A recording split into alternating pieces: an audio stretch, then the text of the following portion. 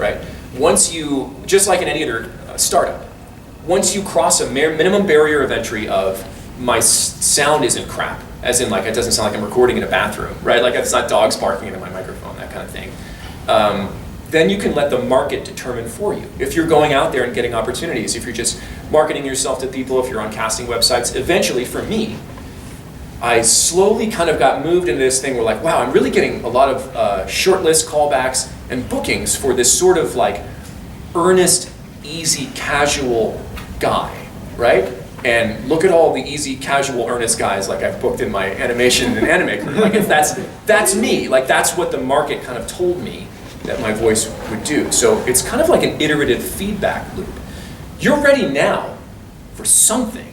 I don't know what that is. And the only way to find out is to go try. Right behind. And what is your advice for people trying to build their instrument with, like any like tips or tricks for that? Build your instrument as in? Like build your voice, like your range that you can go with. Okay. Lots of different opinions in the industry on this. I'll give you mine, in that I never developed my instrument. It's just talking. What the industry wants is people that sound like real people. And real people don't worry about what they drink before they talk.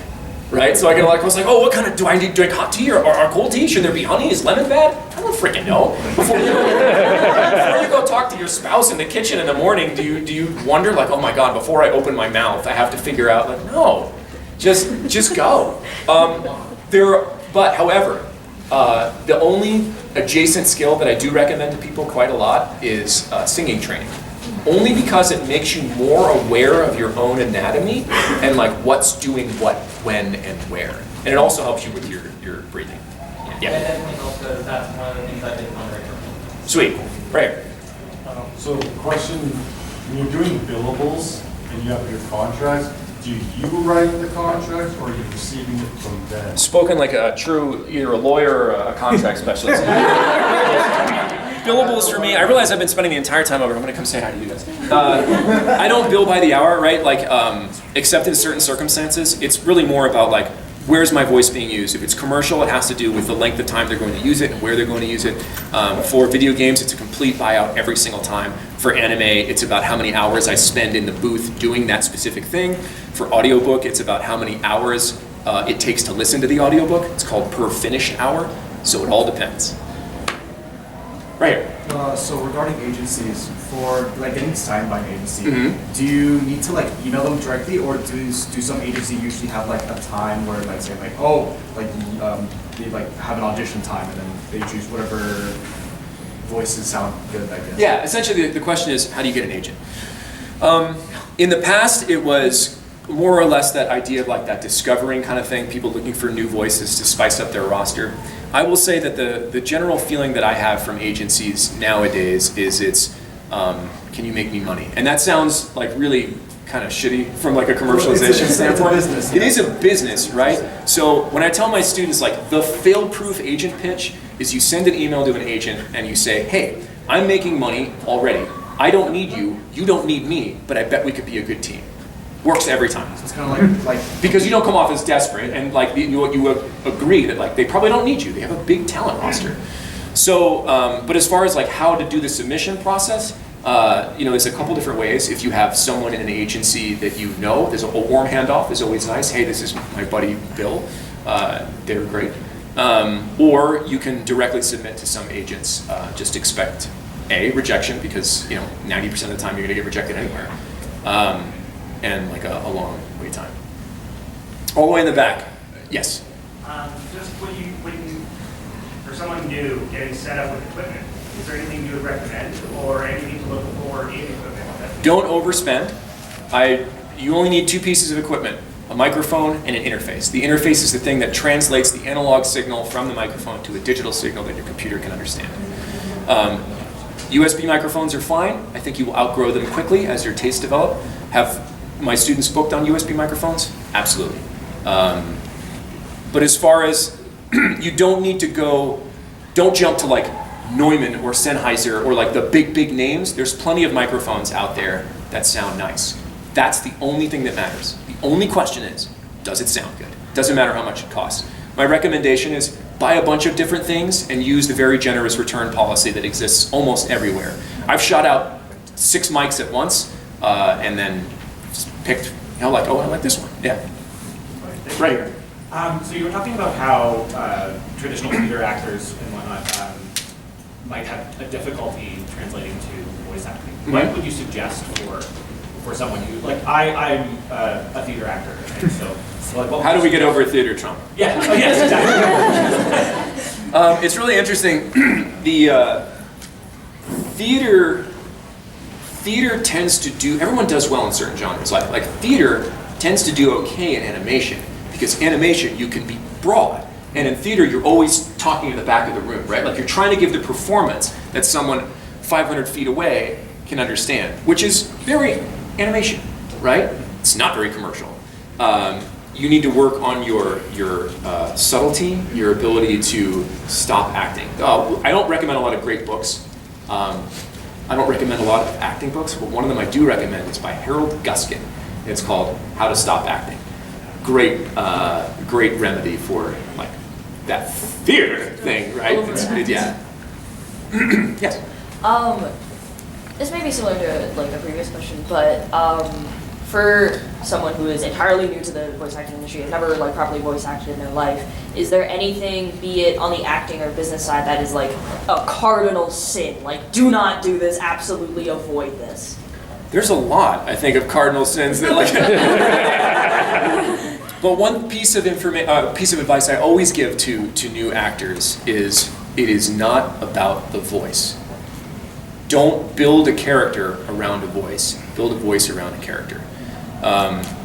Nobody gets mad at Ryan Reynolds for sounding the same in every movie, right? He's a good actor, so he brings a different perspective. One might argue he doesn't bring that many perspectives, but but he brings a particular perspective of that character. We don't resonate with voices. We resonate with opinions, with perspectives, with a point of view, right? So like, I think the cardinal sin is like, all the time people come up to me and they're like, I can do great voices. And I'm like, I don't care, right? Like I don't, like that's not what makes a performance stand out. Who is that person? What do they think about the person they're talking to? Why are they saying what they're saying? We don't do those things in real life, right? There's nothing that comes from us in real life that is without an impulse. One might argue that like the Big Bang is the only original act. Everything else is a reaction to something that happened in that chain, including the way I'm talking to you guys right now. I'm only saying this because you said this to me. I'm only speaking in this certain way because the room is so big, et cetera, right? So it's not about the voice, is the way I would say. Whatever this is on your head, that's where I'm going. Is there, how and when will you reject something that you've been accepted for? When would I reject something that I've been accepted for? Yeah. So there have been, as the casting landscape has shifted over the years, there have been a couple of times where someone has cast me ethnically inappropriate, and I've said, I'm not doing that. It happened once in the middle of a session where they were like, okay, now you're a Chinese gangster, and I was like, I am not. I was like, no thanks. It happened to me recently where someone reached out and was like, I really want, and it was hard. Someone reached out to me and they were like, look, I really love you for this project. The main character is a closeted teenage boy, et cetera, kind of gave me the thing, and I was like, I could play a gay character and feel okay about it if that experience wasn't like a central part of the story. I have to turn this particular one down. So there's those cases. There's times where I've refused stuff because it wasn't the right pay, like someone coming at me for a video game and not paying industry standard rates. Or there have been times where I've turned down roles because like I knew it was going to be extremely vocally stressful, and I just didn't want to do it. But I don't turn down that much. I guess, I don't know, maybe I do. All right, you pick the next question. Oh, I picked the next question. No, the question I just answered. Pick the next person. Okay, wow. We got nepotism in life. All right. I'm going to ask the elephant in the room question. How much do you charge, you personally? Way different depending on the project. Way different. And that's like a weird thing, isn't it? That like you could get a professional actor in the booth for $500, and that same actor would say absolutely not to a different project that was under $10,000. It depends on the industry standard rates negotiated originally by SAG-AFTRA, right? Even if it's not in the union, most of those rates come down from the union. So the union sort of adjudicates like, what's a cable run for 12 weeks in this region? And then even if it's a non-union commercial, I'm gonna look at that as my benchmark, right? So it depends on usage and term. Where is it going? How long is it going? So can't really answer that question. Is there somewhere where I can find out these standard rates? The GVAA.com is the Global Voice Acting Academy, with whom I'm not affiliated, but I love them and I know all the people there. They have a rate guide that will give you a really good benchmark for just about anything. Thanks. Yeah, right there. Okay, how do you like get the knowledge on how to be good at audio engineering? It's a lot of audio engineering is scary because the tools were not designed for us. The tools were designed for people mixing 7.1.2.6.5 Dolby Atmos double ice cream sundae, right? It's designed for people way smarter and way more complicated than I am. So I open up this thing like Pro Tools and I go, holy shit, what do I do here? But the reality is I just need to record and then export it. So really simplifying what you need to do in a DAW, a digital audio workstation, the software, is the real key. Simplifying like all this other crap, how do I make this do the single job that I have, which is to take my voice and get it to a client. And you ignore 99% of the functions of that. So it becomes about like experimenting and finding out what your workflow is. You pick the next question, person. I like this game. It's like guilt-free. Oh, okay. So, especially on the corporate side of things, what on a contract, what are the things that some of the essential things you want to look out for? What do I look out for? Red flags on a contract? Yeah. There are a couple things. Well, now it's about like digital replica, right? And it's an issue because if you had given all media in perpetuity rights, that's like the big thing that you kind of need to watch out for, is all media in perpetuity, which means I can use your voice anywhere for anything for all time. Sometimes I will sign those contracts because it's very obvious that they're not going to use this holiday spot for a candy, like forever. It just doesn't make any sense. And the back and forth negotiating is just too much of a hassle. But I will look for scope creep, is what I call it. So if they negotiate with me and they say, okay, we're using this spot, happened to me in my hotel room yesterday where I have my little portable booth. A company was like, look, we need one line for a social media post for a well-known magazine. This is the rate. And I said, okay, great. And then they sent me the contract and it said all media in perpetuity. And I said, that's not what we negotiated. I've now redlined the contract and I've written in the usage that you described that you're paying for. And they went, yep, cool, no problem. And then they signed it. Because it's mostly boilerplate lawyer crap. So that's the kind of thing that I really kind of look out for most of the time. Scope creep, non-competes, which tell me that like I can't work for any other competing company, which is usually a no-no. It's actually illegal in California now. Those are two ones that kind of. Now you pick the next person. That guy over there. That guy over there. Yeah. That's you. Okay. Get ready, because you're picking the next person.